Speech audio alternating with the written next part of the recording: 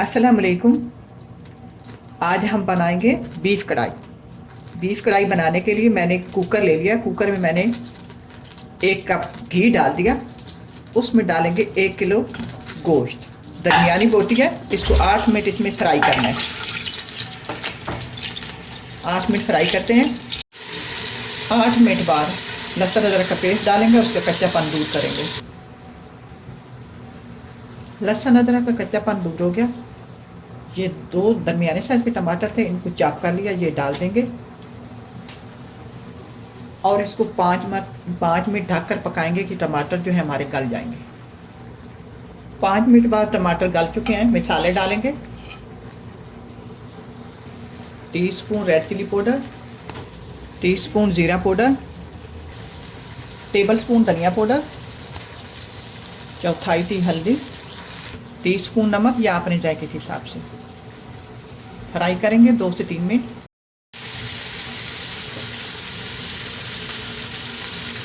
मसाले को मैंने फ्राई कर लिया 4 से 5 मिनट। अब इसमें डालेंगे पानी। पानी ये मेरे पास 1 कप है। 1 कप पानी डालकर इसको कुकर में गलाना है।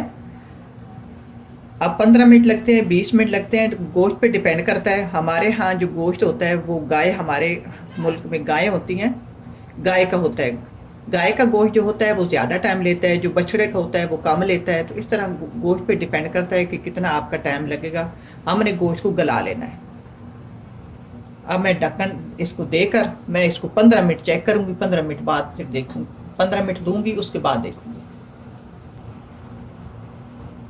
ढक्कन मैंने खोल दिया, गोश्त गल गया है। अब इसमें डालेंगे आधा कप पानी, आधा कप दही। अगर आप देख लें अगर गोश्त में पानी है तो उसको चूल्हा जो है तेज़ करके पानी को पहले खुश कर लें, फिर दही डालें। अब दही डाल दिया, दही का पानी खुश करेंगे हल्की आंच पे। दही का पानी खुश्क हो गया।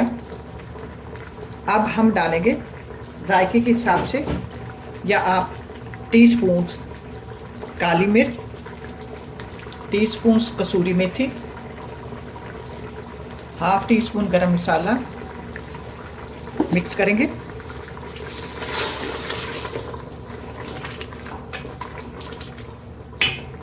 बस मिक्स करने के बाद चूल्हा बंद कर देंगे, ज़्यादा नहीं पकाना। ये मैंने डिश आउट कर लिया है मटन कढ़ाई। अब डालेंगे थोड़ी सी हरी मिर्चें और थोड़ा ऊपर धनिया। अगर आप चाहे कम लगे तो आप हंडिया में भी हरी मिर्चें आखिर में डाल सकते हैं। ये है जी झटपट बनने वाला लजीज मज़ेदार मटन कढ़ाई गोश्त तैयार है। ट्राई करना, अल्लाह करे आपको पसंद आए। इसी के साथ इजाज़त चाहूँगी। अल्लाह हाफ़िज़।